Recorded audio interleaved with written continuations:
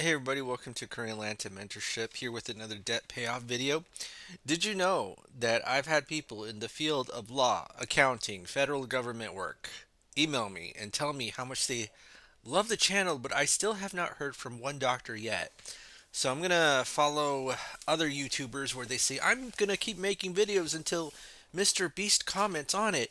And then I'll just do the same thing with doctors because I'm curious if doctors would actually be interested in this type of content. So let's go ahead and get started and pay off debt. And look at this. We make good money and we have nothing left over at the end of the month because why? We have 10 credit cards, an auto loan, a student loan, and a mortgage. And on top of that, we have to pay for our personal expenses $3,000 a month. Oh my goodness. So, without making more money, is there any way we can get out of this hole, given that we have the same income and the same expenses? And I'll tell you what, the answer to that is deliberately not saving money. Oh my goodness. So you see the difference between here and here is that here it's about our intentions. We feel bad about not saving money. Whereas here we feel really good about not saving money and we're going to increase something called our cash flow with the help of something called a line of credit. So what's a line of credit? It's basically a financial tool where you could borrow money, pay back, and then use it over and over again. And just take a look at this. Let's say we take these credit cards 5, 8, 15, 27, 30, 7, 10, 35, 12, 15. I'm going to go ahead and sum it up, and that's $164,000. So let's say we go here 164,000 and we go from here these 10 credit cards to this line of credit. So basically, we just did a debt balance transfer. And guess what happens when we transfer the debt? Oh my goodness, don't these payments just go away? These 10 credit card payments? And we literally went from $0 to over 5,000 without making more money. And that's how I beat Shaq, right? That's how I beat Shaq. Actually, I kind of feel bad for the guy because if you don't know what I'm talking about Aaron Carter because he died of a drug overdose. But yeah. But anyways, that's how I did beat Shaq and how I went from $0 to over 5,000 in an instant without making more money. And now our final step is being intentional about not saving money. So we're going to put our entire paycheck into the line of credit, take our expenses out, and then rinse and repeat over and over again. So I'm just going to go ahead and do this. And then we're going to do this. And then calculate the average daily balance of the use of the line of credit, right? And then divide by 12. Okay?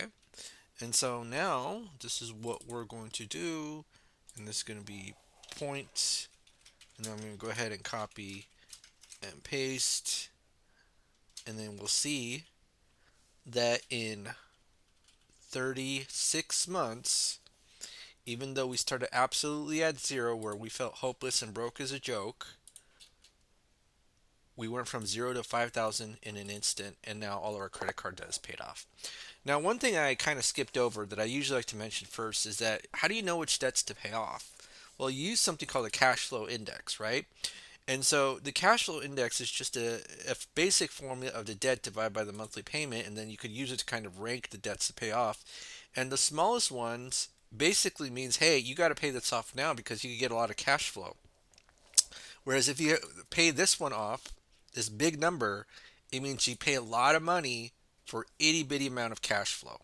For itty bitty amount of cash flow. So that's why we're not going to pay this one off first. We're going to pay it off last. Now, final step to this is now we got to pay the next steps. Not the final step. The next step is we got to pay the next steps, which is the auto loan, student loan, the mortgage. So I wish it was the final step, but it's not. So now, what's the current balances of these debts? So that's going to be month 36, right? So and actually, I didn't even write the milestones. So 36 months, 164K. And I'm going to go ahead and copy and paste here. Oopsie. Copy and paste. Oh my goodness, I can't even copy and paste. It's a hard time copying and pasting. This is so bad. Okay, there we go. All right, so now what are the current loan balances here? Well, in 36 months, let's see how it goes. So I'm just going to put 36, 36, 36. And then we see the current balance is right here. 9 grand, 169 grand, 400 grand. And then we see the cash flow indexes, so we just take the lowest numbers. And you might be thinking, what? Wait a minute, this is a 3% loan. Why would we focus on paying this 3% instead of the 7? It's because if we pay this little bitty amount, we'll get a relatively high amount of cash flow, right? Whereas if we pay 169,000, we only get 2,500. So let's go ahead and pay this off, get the $400 of cash flow, and then apply it to get this cash flow here. So let's go ahead and do that. So I'm going to go ahead and copy and paste. And I'm just going to kind of go here. So copy and paste this. And so I'm just going to do plus 9197.3. And then we see that in 2 months the auto loan pays off. So I'm just going to put that here, that the auto loan pays off. And also what I'm going to do is denote that this is cash, this has been paid off.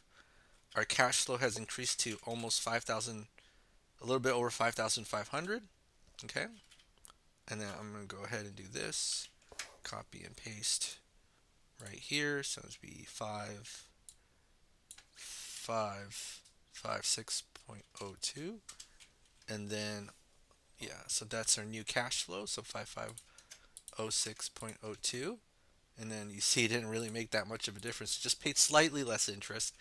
And then now we have our student loan. So this is going to be 38 months, I believe. And it's be 164 plus 22. That's a 186k. 186k. And then now it's a student loan. So let me just do 38 months. So let's kind of go back here and then go to our loan calculator. And then it's going to be 0, 38, 38. And then now this is the current balance of the student loan. So we have the 7% loan. Should we always move loans into lines of credit? No. That's how we get in trouble sometimes, especially with 30-year mortgage. But because this line of credit, or I'm sorry, this loan interest rate is very similar to the line of credit interest rate, and we have plenty of cash flow, I feel okay moving the loan into a line of credit, but I'm not sure if I would do this in real life because in real life I'd probably just do something called sweeping. Sweep the loan, like sweep the leg. Remember Karate Kid? Sweep the leg. All right, so now it's going to do this. We're going to add the 166,103.35, and then let me just go back here. And so now when we do that, we get this extra $2,000 of cash flow, and then we're going to go down here, and then we're going to copy and paste.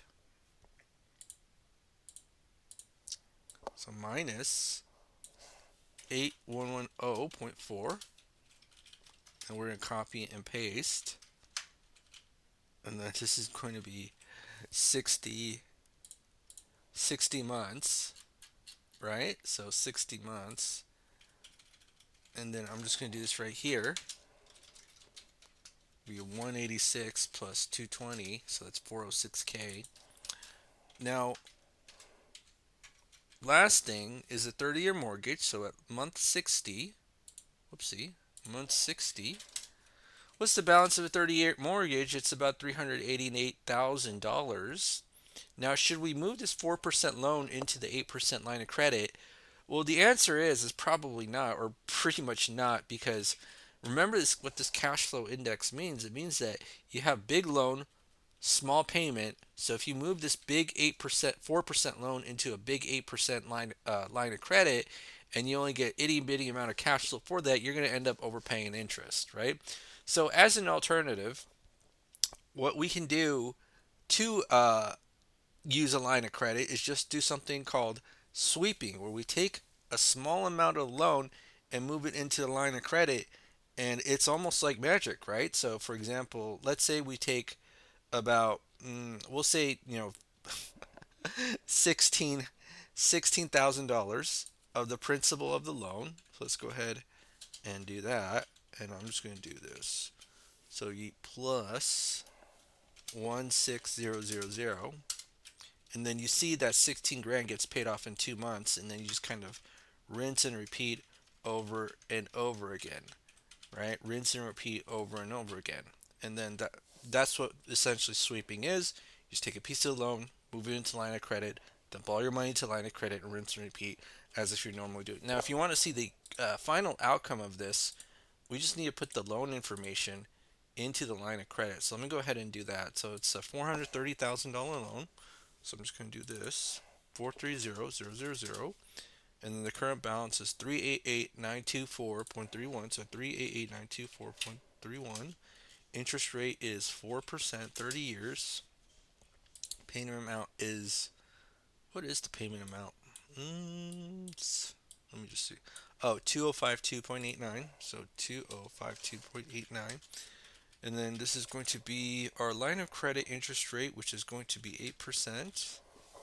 Monthly income is, let's go here,